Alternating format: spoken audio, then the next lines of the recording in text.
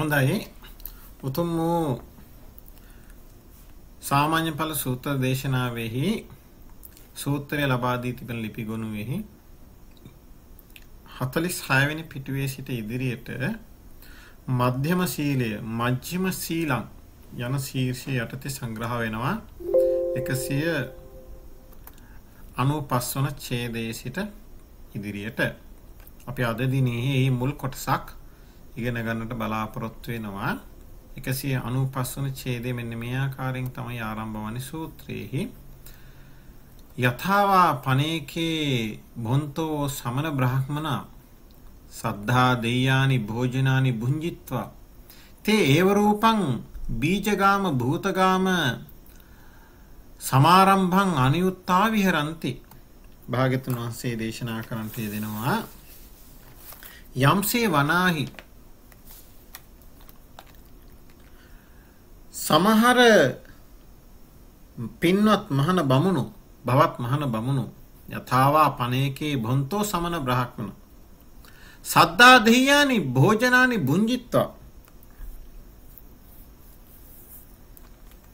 ගිහියන් විසින් නැත්තම් ශ්‍රද්ධාවන්තයින් විසින් සැඳයෙන් දුන් බොජුන් වළඳා තේ ඒව රූපං බීජගාම භූතගාම සමාරම්භං අනියුත්තා විහරಂತಿ. මූල බීජ ස්කන්ධ බීජ පරු බීජ අග්‍ර බීජ බීජ බීජ යන මෙකි බීජ සමූහ සහ භූත සමූහ පෙලීමෙන් සිඳීම් බිඳුම් තැලීම් තැවුම් ආදී යනුවෙන් කියන මේ සමාරම්භයේ යෙදී වාසය කරද්ද සේයතිදං මූල බීජං කන්ද බීජං ඵලු බීජං අග්ග බීජං බීජ බීජං බීජ බීජමේව පංචමං ඉති ඒව රූප බීජගාම භූතගාම සමාරම්භා පටිවිරතෝ හෝති. ඉදම් පිස්ස හෝති සීලස්මි. හෙතෙමේ මේ භාග්‍යවතුන් වහන්සේගේ ධර්මයේ කෙරෙහි පැහැදිලා ශ්‍රද්ධාවෙන් පැවිදි වෙච්ච මේ බුදුසසුනේහි ශ්‍රමණයා නැත්තම් භික්ෂුව සඳහයෙන් පැවිදි වූ කුල පුත්‍රයා මෙබඳු මූල බීජ කන්ද බීජ ඵලු බීජ අග්ග බීජ බීජ බීජයයි කියන ලද මේ පස්සාකාර බීජයන්ද මෙබඳු අනෙකුත් දෑත් ඇතුළුව බීජගාම පැල වෙනද භූතගාම පැල වුණු දෑ සමාරම්භයෙන් නැත්තම් සිඳීමෙන් බිඳීමෙන් තැලීමෙන් තැවීමෙන් වැළකුණේ වේ. ඉදම් පිස්ස හෝති සීලස්මි. මේ දහුගේ ශීලයක් වේ යනුවෙන් නැවත මේ බීජගාම භූතගාම ශික්ෂාපදය විස්තර සහිතව භාග්‍යවතුන් වහන්සේ නැවත දේශනා කරන්නට යෙදෙනවා. දැන් අපි එහි අර්ථ විමසුමු. මීට කලින් චූලශීලී යටතේ අපි යම් ප්‍රමාණයක් ඉගෙන ගත්ත නිසා අනුතුරු කොටස විස්තර සහිතව දැන් අපි ඉගෙන ගනිමු.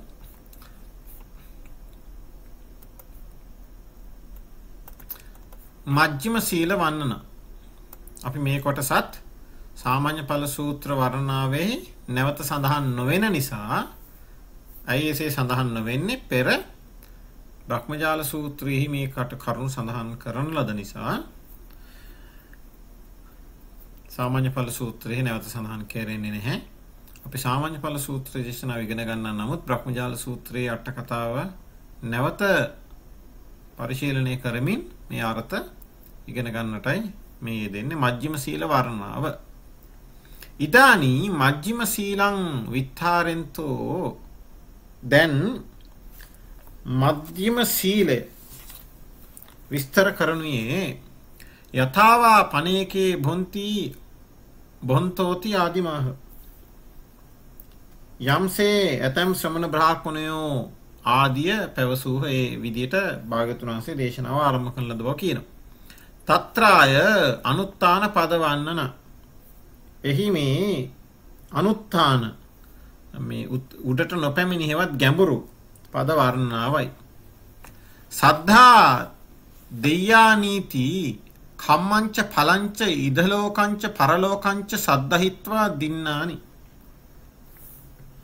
සද්ධා දෙය්‍යානි යනු සැඳහැවෙන් දුන්දේ යනු සැඳහැයෙන් දුන්දේ යනු කර්මයද ඵලයද මෙලොවද පරලොවද සද්ධහිත්වා විශේෂයෙන් අදහා දුන්දේය දින්නානි. කම්මංච පලංච ඉදලෝකංච පරලෝකංච සද්ධහිත්වා දින්නානි. මේ යම් දානයක් කෙනෙක් දෙනවද කර්මය විශේෂයෙන් සලකා ඵලය කර්ම විපාකයේ විශේෂයෙන් සලකා විශේෂයෙන් අදහා මෙලොවට පැමිණීම කුසලයක්ය.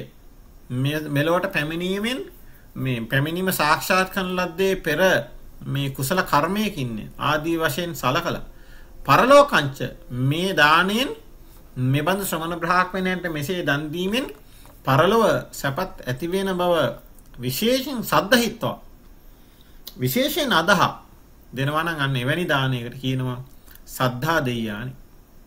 ඉතින් භාගතුන් වහන්සේ භික්ෂු භික්ෂුණීන්ට අවවාද කරන කල්හි විශේෂයෙන් මෙන්න මේ වචනේ යොදාගෙන තිබෙනවා සද්ධා දෙය්‍යානි.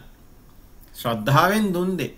ඉතින් යම් කෙනෙක් තමාගේ ඥාතියෙකුත් නොවන කල්හි තමාට විශේෂයෙන් උපකාර කරන ලද කෙනෙකුත් නොවන කල්හි තමාගේ පුත්‍රයෙක් තමාගේ ප්‍රිය රූපයක් ඇති ප්‍රිය ශබ්දයක් ඇති ප්‍රිය බව වඩන තමාට කුළුපග කෙනෙකුත් නොවන කල්හි විශේෂයෙන් ඇඳුණු කමකුත් ඇති කෙනෙකුත් නොවන කල්හි තමාගේ ධනය තමා අපහසුවෙන් උපයාගත් ධනය තමා ලෝභ කරන තමාගේ පරිභෝජනය සඳහා යොදාගෙන තියෙන ධනය යම් ආකාරයකින් ශ්‍රද්ධාවෙන් දෙනවා නම් එවැනි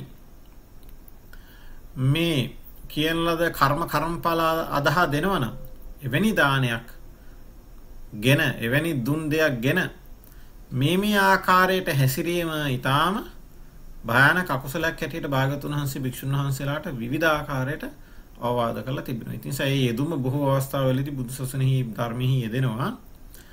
ඒ නිසා කියනවා සද්ධා දෙය්‍යානි සද්ධහිත්වා දින්නානි විශේෂයෙන් අදහා දුන් දෙ. අයං මේ ඥාතීතිවා මිත්ථෝතිවා ඉදං පටිකරිස්සති දක්වනවා. අයං මේ ඥාතීතිවා මේ මාගේ ඥාතියාය යයි සිතාහෝ මිත්ථෝතිවා මිත්‍රයායයි සිතාහෝ ඉදං පටිකරිස්සති මෙසේ ප්‍රතිඋපකාර කළ යුතුය ප්‍රතික්‍රියා කළ යුතුය. ඒ කියන්නේ කරන දෙයට ප්‍රතිචාර වශයෙන් කළ යුතුය. මොහුත් මට මේ විදිහට උදව් කළා තියෙනවා. ඒ නිසා මාත් මේ විදිහට උදව් කරන්න. මොහු මට ආහාර සඳහා නිවසට ආරාධනා කළා මට ආහාර ලබා දීලා තියෙනවා. ඒ නිසා මමත් ඔහුට නිවසට ආරාධනා කළා ආහාර දෙන්න ඕනේ. ආදී වශයෙන් ප්‍රතිඋපකාර කිරීමක් වශයෙන් සලකා හෝ ඉදං වා තේන කතබුබ්බන්තිවා මෙසේ මේ ඔහු විසින් පෙර කළ විරුය. මොහු මෙවැනි අවස්ථාවකදී මේ කරදරයටපත් වූ මට මෙසේ උපකාර කරලා තිබෙනවා. ඒ නිසා මමත් මෙවැනි අවස්ථාවකදී මොහුට කළ කිරීම සුදුසුයි කියලා හෝ ඒවං න දින්නානීති අත්තෝ මෙසේ නොදුන් යන අර්ථයයි. ඒ කියන්නේ මේ සද්ධා දෙය්‍යානි කියලා කියන්නේ ඥාතියෙක් නිසා හරි මිත්‍රයෙක් නිසා හරි කරන දෙයට නැවත මේ පිළිවෙල පවත්වලා ප්‍රතික්‍රියා කිරීමක් හැටියට හරි කෘතගුණ සැලකීමක් හැටියට හරි කරන දෙයක් නොවේ. ඒවන් දින්නානීහි න සද්ධා දෙය්‍යානි නාම හොಂತಿ. මේ පෙර කියන ලද ආකාරයට දෙන දුන් දෙයට සද්ධා දෙය්‍යානි කියන නම යෙදෙන්නේ නෑලු. සද්ධා දෙය්‍යානි කියන නම යෙදෙන්නේ කම්මංච පලංච ඉදලෝකංච පරලෝකංච සද්ධහිත්වා දින්නානි. මේ කියන ලද අර්ථය. ඉතින් මෙහි දක්වනවා භෝජනානීති දේශනා සීස මත්ත මේතං සද්ධා දෙය්‍යානි භුංජිත්වා. මේ භෝජනයන් ගැන කිව්වේ ශ්‍රද්ධාවෙන් දුන් දේ වළඳා කියලා. එතනදී අදහස් වෙන්නේ මේ ආහාර සම්බන්ධයෙන් පමණයි කියලා. නමුත් මෙහි දක්වනවා භෝජනානීති භෝජන යනු දේශනා ශීර්ෂ මාත්‍රයකි. මේ කිව්වේ භෝජන පමණක් ගැන නොවේ. භෝජන කියන වචනේ දේශනාව ශීර්ෂය හැටියට පමණයි මාත්‍රයක් පමණයි. අත්ථතෝපන අර්ථය වනාහි කොහොමද ගන්න කියන්නේ?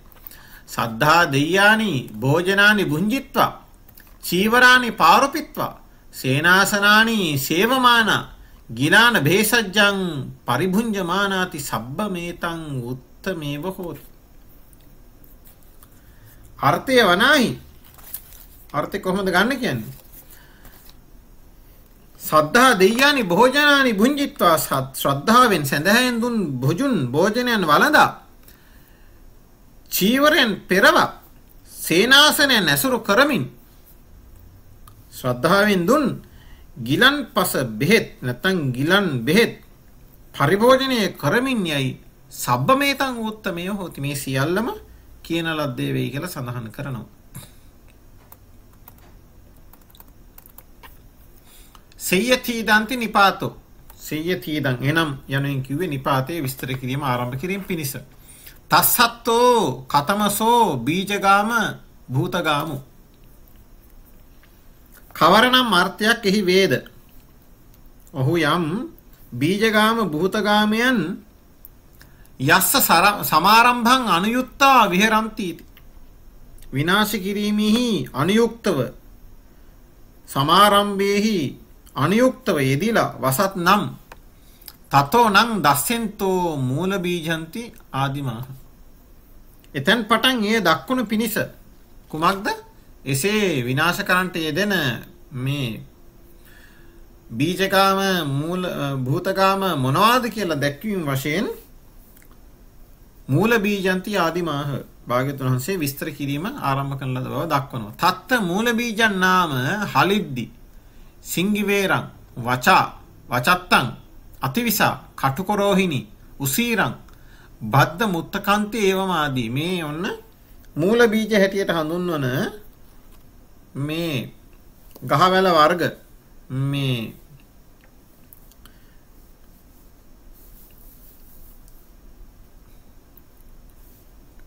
ආකාර ගණනාවක බීජ වලින් පැලවෙන මේ ශාක අල ආදී පිළිබඳව දක්වනවා. හලිද්දි නමින් හඳුන්වන්නේ කහ යනුවෙන් තමයි සඳහන් වෙන්නේ. සිංගිවේරං ඉඟුරු වචා වද කසාය වචත්තං හෙළ වද කසාය යනුවෙන් තමයි පරිවර්තනය කී තිබෙන්නේ. අතිවිසා ඉවද යනුවෙන් හැඳින්වෙන යම් පැලවන දයක් කටුකොරෝහිනි කටුකරෝසන නමින් හඳුන්වන නැත්නම් කටු රදන යනුවෙන් හඳුන්වන යම් ශාකයක්. උසීරං කියලා කියන්නේ සුවඳ කොට්ටන් යයි හඳුන්වන ලද මේ ශාකයක් නැත්නම් සුවඳ හොට යයි හඳුන්වන ලද. බද්ද මුත්තක කියලා කියන්නේ වම්මුතු යයි හඳුන්වන යම් පැලවෙන දයක්. ඒවමාදී මේ ආදී යයි කියලා සඳහන් කරලා තියෙනවා. කනගාටුවට අපි මේ පරිසරය සමග ඒ තරම් සම්බන්ධයක් නැති නිසා මේ ශාක වර්ග මොනවද කියලා ඒකාන්ත වශයෙන් දැනුමක් අපට නැහැ. නමුත් අනුමාන වශයෙන් අපිට තේරුම් ගන්න පුළුවන් මේ මොකක්ද කියන්නේ කියලා. මූල බීජන් කියලා කියන්නේ ඉඟුරු වගේ දෙයක් ගත්තාම කියන්න පුළුවන්. ඒ මුලම බීජයේ බවට පැමිණිලා ඒ අණුව මේ වර්ධනය වෙන විදිහේ මේ පොළොව තුල වැඩෙන විදිහේ ශාක වර්ග.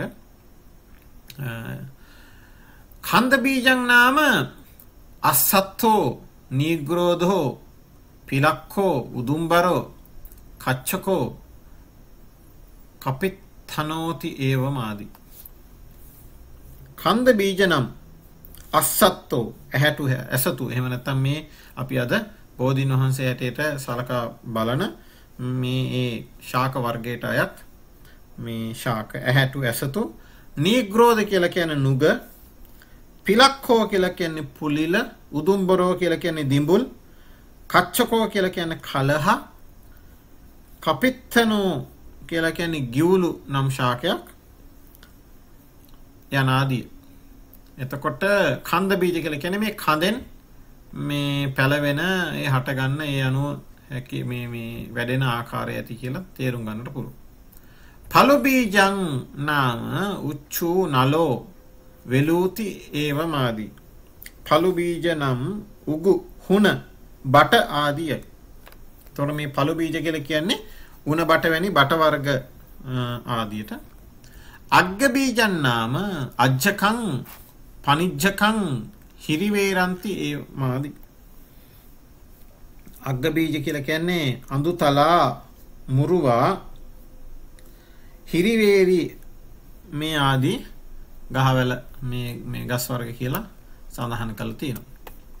බීජ බීජන් නාම පුබ්බන්නං අපරන්නන්ති ඒවමාදී. බීජ බීජ කියලා කියන්නේ මේ සහල් වැනි මේ පුබ්බන්නේ කියලා කියපු මුං ඇට වැනි අපරන්නේ කියලා කියපු මේ බීජ වශයෙන්ම පැලවෙන බීජ වර්ග. බීජ හැටියටම තියෙන මේ බිත්තර වගේ කුඩාවට තියෙන මේ බීජ වර්ග මේවා තමයි පැලවෙන දෑ. එතකොට සමහර බීජ හැටියට හඳුන්වන දෑ කඳෙන් පැලවෙන දේවල්. සමහර දේ මුලෙන්ම පැලවෙන දේවල්. සමහර දෑ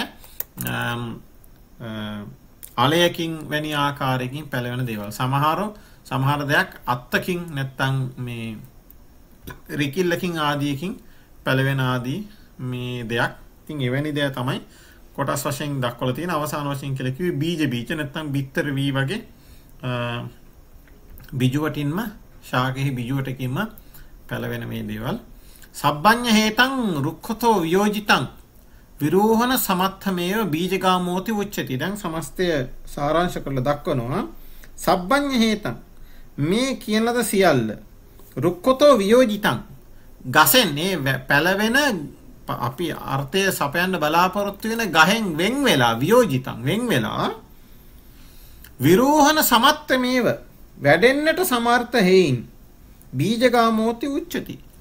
බීජගාමෝ යයි කියලා කියනවා. ඒ කියන්නේ ගහෙන් වෙන් වෙලා ඉවත් වෙලා පැලවෙන්නට සමර්ථභාවයක් තිබෙන කොටස් නිසා මේ වෙන්නේ සියල්ලට බීජගාම කියලා කියනවා. දැන් උදාහරණයක් ඇටියට ඉඟුරු වගේ දෙයක් ඉඟුරු පැලය උගුල්ලලා අරගෙන ඒ ඉඟුරු වලය කඩලා ඒ මුලේ පොළොවේ යට තියෙන කොටස කඩලා නැවත පැල කරපුවාම ඒක නැවත පැල කරේ මේ පැලයක් ඇති කිරීමේ සහ වර්ධනය වීමේ ශක්තියෙන් යුක්තයි. ඒ නිසා එයට බීජගාම කියලා කියනවා. තමයි බීජගාම. ඊළඟට කියනවා රුක්ඛතෝපන අවියෝජිතං අසුක්ඛං භූතගාමෝති උච්චති. වෘක්ෂයන් වනාහි අවියෝජිතං වෙන් නොවූයේ අසුක්ඛං නොවියලුණු දේ භූතගාමෝති උච්චති. ඒ අර තෙත ගතිය ශරීරයේ මේ ශාකයේ තෙත් ස්වභාවය ජලය සහිත ස්වභාවය වියලි බවට නොපැමිණි ස්වභාවය තියෙනවා නම් යම් දෙයකට එය භූතගාම කියලා කියනවා. තත්ත භූතගාම සමාරම්භෝ පාචිත්‍ය වත්තු බීජගාම සමාරම්භෝ දුක්ඛට වත්තුති වේදිතබ්බ. එයින් නැත්තම් එහි භූතගාම විනාශය අර පැලවෙන දෑ පැලවීමට නියමිත දෑ බීජ වර්ග විනාශ කිරීම පාචිත්‍ය වත්තු කියලා කියන පාචිත්‍ය නමින් හඳුන්වලා තියෙන ආපත්‍යයකට හේතු වෙන බවත් භූතගාම විනාශ කිරීම කියන්නේ ගහවැල පැලවුණු ගහවැල විනාශ කිරීම දුක්ඛට හැටියට හඳුන්වලා මේ ආපත්‍යයට හේතුවක් බවත් වස්තුවක් බවත් කාරණාවක් බවත් දක්වලා තිබෙනවා. මේවැ එක එක මට්ටම් වල ප්‍රතිකර්ම කරන්න භික්ෂුන් වහන්සේලාට නියම වෙනවා. යම් මේකකින් මෙවැනි ශික්ෂාපදයක් බිඳ වැටුනොත් මේ එක එක ශික්ෂාපදවල මට්ටම් දක්වන්නේ. මේ තමයි බීජගාම භූතගාම ශික්ෂාපදයට අදාළ කරුණු. ඉන අනතුරුව තියෙන ඊටම වැදගත් ශික්ෂාපදයක් මේ බුද්ධ ශාසනයෙහි සන්නිධිකාරක ශික්ෂාපදය අපි ඉන අනතුරුව ඉගෙන ගනිමු.